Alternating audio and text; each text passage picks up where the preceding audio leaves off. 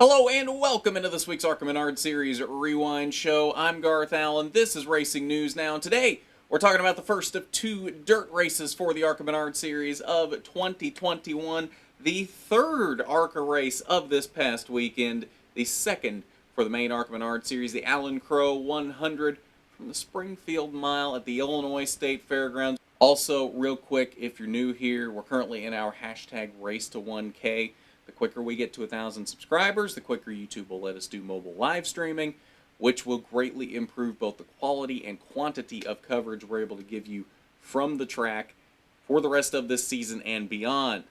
The plan was to be at every ARCA race for the rest of the season. Now that the COVID restrictions are seemingly tightening back up again, not 100% sure if that's going to happen, but the plan is to be at the rest of them. So I can't 100% guarantee it at this point. It just depends what the COVID restrictions do, but we should be at Milwaukee this weekend unless something changed and every other race past that. So we'll see what happens there, but the quicker we get to 1,000, the quicker you get mobile live streams when we are at the track. One of the staples on the ARCA Menard Series schedule from year to year, I say staple loosely. Yes, it's been on the schedule for a long time. Some years are better than others. Some years are kind of a snooze fest. Some years are very exciting races. Last year's Springfield race is a perfect example of that. Last year's race was super exciting. Not what I was expecting out of this race. Then we come into this year. Most of this race dominated by one particular driver, not a lot happening. It started to feel like a very typical Springfield race. Until it wasn't. Until things really started to happen. And then you really started to question, okay, I thought I knew who was going to win this race. And then all of a sudden, it doesn't look like they're going to. And then things shift again, and it's like, oh, maybe they will win again. It's so much happened in this race. The roller coaster of emotions, from highs to lows to boring to exciting. We had everything in this race. It was crazy, the emotional roller coaster ride you went on in this race. It was very unfortunate, because I don't think a lot of people actually saw this race because of what time it happened. It literally started a half an hour before the Cup Series race at Michigan yesterday. So I don't think a lot of people paid a lot of attention to it. I think most people were paying more attention to the Cup race, especially given that this race was on MAV TV and Track Pass, and most people don't have that. So very unfortunate. I don't know what the viewership numbers are. I know what our viewership numbers for the watch party were, though, and they were a lot lower than they usually are for a main ARCA race. So if that's any kind of a microcosm for what the viewership of this race was overall, I don't think it was very good, which is unfortunate because of how up and down, topsy-turvy this race was. It was a very interesting roller coaster to watch and experience.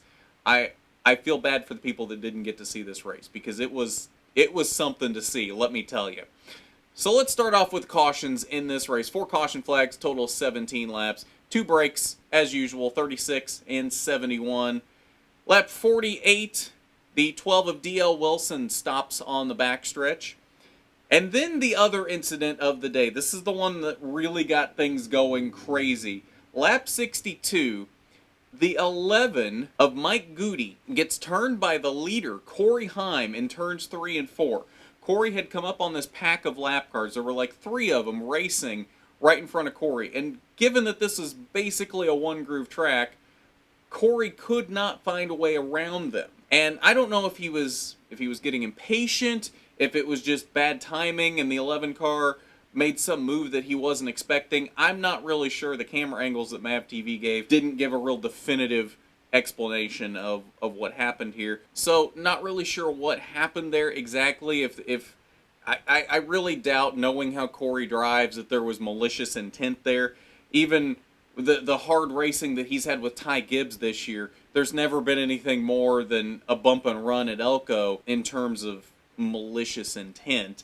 I don't see him outright dumping someone, especially just somebody, a slow car that he's trying to lap. I'm not really sure exactly what happened here, but the end result was the 11 got turned into the outside wall, and Corey lost the lead. Corey had been running away with this race up to this point, which didn't surprise me. If you've paid attention to the last couple years of dirt races, Corey has been extremely fast and getting better every single time at these dirt races. When he showed up in 2019 and ran these races in the 22 for Chad Bryant Racing, he was super fast for someone that hadn't been on dirt before. Comes in last year in a Venturini car and probably should have had a chance to win it had he not gotten caught up in a wreck late in the race.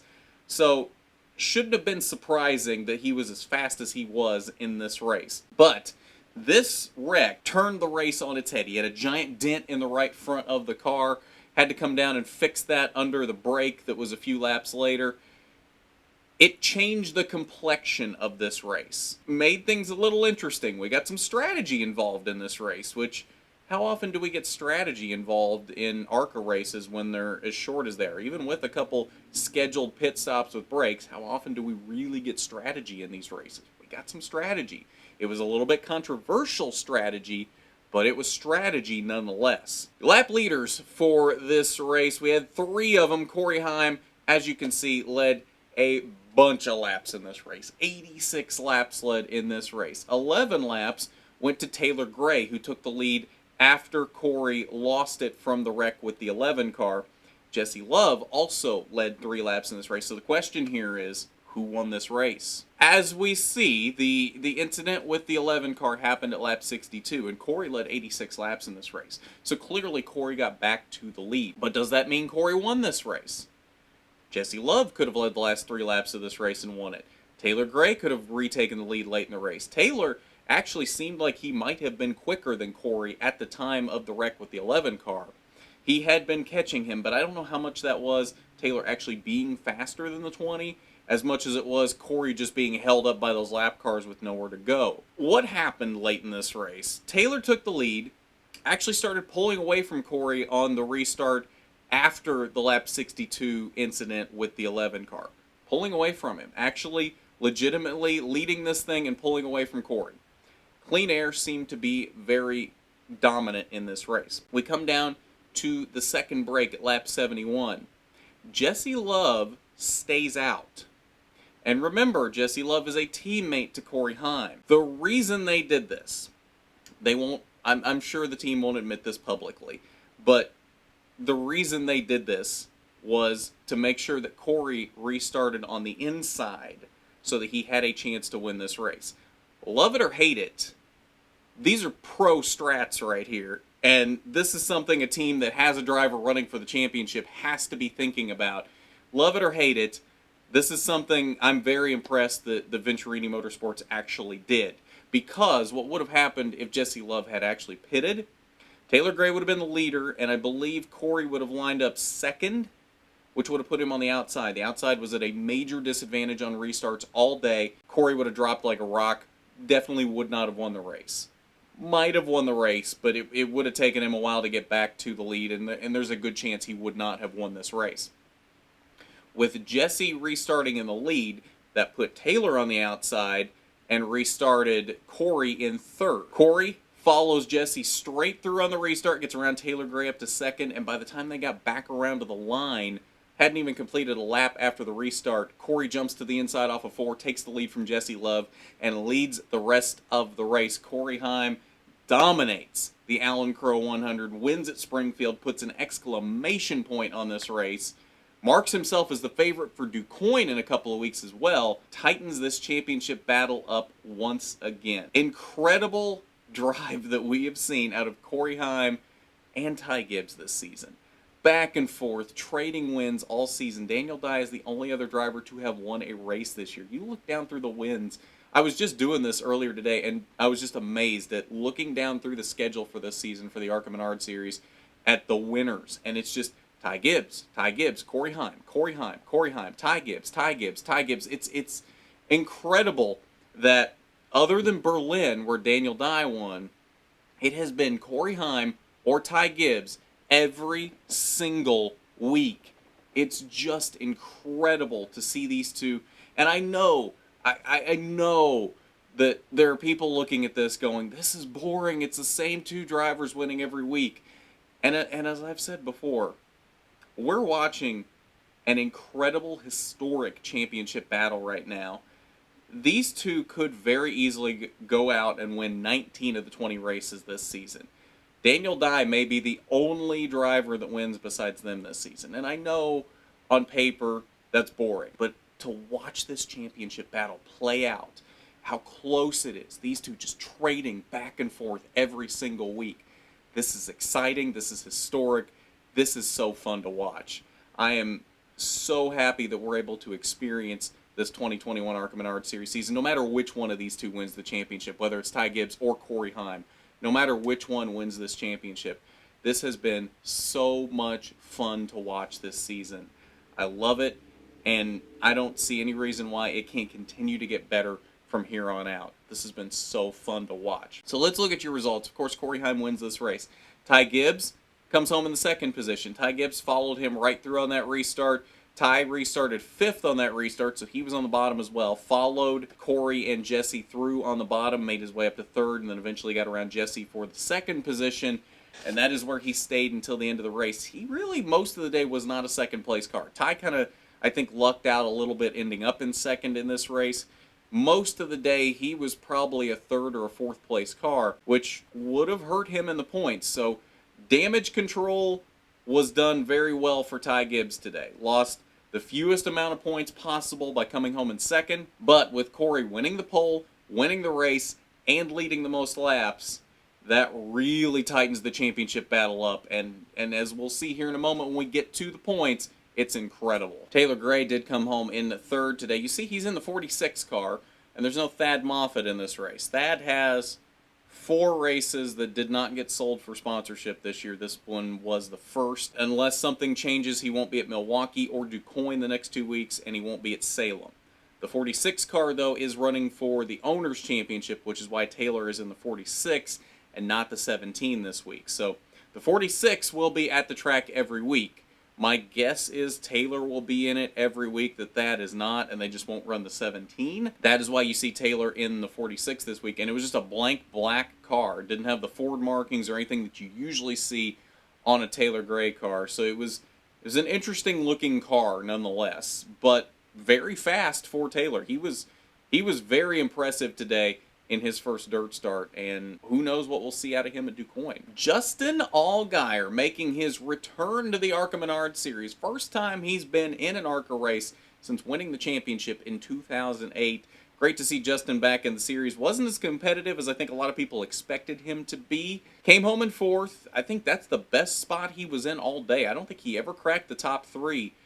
Just kind of right there around 4th, 5th, 6th, 7th all day. Really just was not super competitive, which was strange because, again, you would figure Justin Allgeier, a guy that has a lot of Xfinity experience, has Cup experience, runs a lot of dirt races, knows Springfield very well, has run this track a lot, you would think he would have been more competitive than this, and just kind of wasn't. He was just kind of there. Jesse Love rounded out the top 5, still better than I think he would have ended up had they not run that strat in the second break. Because he was right there around 6th or 7th most of the day. He stayed in second for a long time and then fell back to 6th or 7th and never could quite get back ahead from that point. So I think he was about a 6th or 7th car most of the day. So that improved him a spot or two running that strategy. Now, was that strategy to improve his finishing position? I don't think so. But nonetheless, it did make a positive impact on Jesse's finish too, I think. Will Kimmel came home in 6th. He ran a great race all day as well, as high as, I think, 3rd at one point, maybe even 2nd. Will always seems to be really good at these dirt races. Always fun to see him show up at these. These seem to be the races he tends to be most competitive at anymore. So it's good to see him still out there and running competitively. I'm not sure if he'll be at DuQuoin. I think he will be at Salem later in the season as well, though. So shouldn't be the last time we see Will Kimmel this season. Landon Lewis making his debut in the 2-car, came home in 7th. Tim Monroe flying the flag for Fast Track Racing in the 8th position. Tony Breidinger in 9th, and D.L. Wilson rounded out the top 10. Final page, 11th through 16th. You see Ryan Unzicker there in the 13th position. He had some radiator issues early on in the race, only able to complete 23 laps, not able to defend his Springfield win from 2020. But that's your results from the Alan Crowe 100. Should have a Corey Heim interview coming up here within the next couple of days. Still trying to line out exactly when we'll be able to fit into his schedule. Should be here within the next couple of days. Just keep an eye out for that. Make sure your notifications are on and you are subscribed so you know exactly when that happens. And should have a Jesse Love interview to talk about Irwindale as well. I think that's going to be within the next 24 hours or so, so keep an eye out for that also. So let's take a look at your points following Springfield, because I know that's what you want to see now after Corey racked up max points in this race. Where do the points sit? Ty Gibbs is still your points leader, but only by 1 point headed into Milwaukee. That's right, the gap is 1 point. This gap, I think, has grown. Corey has not trailed more than like 7 points at this point. He has never let it get any further than that, and every time he does get that far back, he closes it right back in. This championship battle, y'all, is amazing. I'm here for it. I can't remember a more exciting championship battle than this in a while in ARCA, and we've had some really good ones the past couple of years. Michael Self, Brett Holmes last year was really good. Christian Eckes, Michael Self last year was really good. We've had some really good championship battles the past couple of years, and this one, I think, tops them. This has been incredible to watch. These two, as I've been saying, are going to go right down to the wire. And if you're not already invested and watching the rest of the ARCA Menard Series season, you need to be, because this is going to be good. Of course, with Thad Moffitt and Nick Sanchez not in the race, they stay stationary, do not gain any points. They're still 3rd and 4th. Brad Smith gains a little bit there on Drew Dollar to stay in 5th, as Drew Dollar was not there either, and Taylor Gray moves back into the top 10. But that is your point standings following the Alan Crowe 100. I believe that's going to do it for us today. 2 rewind shows this weekend. Should have been 3, but took forever to get the info on Michigan, so I figured we'd just combine it into this one. Ty Gibbs did win that race, if you haven't seen. Corey was catching him at the end, but it was pretty close at the end. It came down to aerodynamics, which is all Michigan is anymore with this style of car. You get that air bubble between the cars, and you can't do anything. You get about a car length or 2 apart, and that's about all it is. You accordion back apart. So, and that's exactly what was happening. Corey would get close, and he'd get pushed back again. He'd get close, he'd get pushed back again. So that's Michigan with these style of cars. What are you going to do? Corey tried to make it an exciting finish at Michigan, and it just, the cars were not having it. So it is what it is. That's Michigan at this point. What are you going to do besides change the cars or take it off the schedule? That's about all you can do to improve it at this point. I mean, change the cars would be the best thing to do instead of taking it off the schedule, but how are you going to change them to make it better? That's the real question. So that's a video for another day. I think that's going to do it for today, though. iRacing Tuesday coming up tomorrow. Not 100% sure if we'll have a driver or not. We were working on one, but it doesn't sound like he's going to be able to do it this week, so I don't know if we're going to be able to find a replacement or not. If not, we'll still have a Carb Cup or a Pickup Cup race. I don't know where they're racing at this week. Whichever one's at Daytona, Talladega, or iRacing Super Speedway, we'll do that and see what we can do with some plate racing. But should be fun nonetheless, whether there is a driver or not, to come hang out for that if you have the time Tuesday night, 8 p.m. Eastern. But I think that's going to do it. So thank you, as always, to our Patreon supporter, Regional Manager William Holmes. Thank you, as always, for your support. It is greatly appreciated. If you'd like to support RNN, the link is down below in the description, patreon.com/racingnewsnow. It's not required by any means, but it is definitely appreciated when you want to support RNN in that way. But I think that's going to do it for us today on this one. So at that, this has been the ARCA Rewind Show. I'm Garth Allen for Racing News Now. Well, hello, boys and girls, to the ARCA Menard Series Rewind Show. I should do the whole show in this voice, but I'm not going to.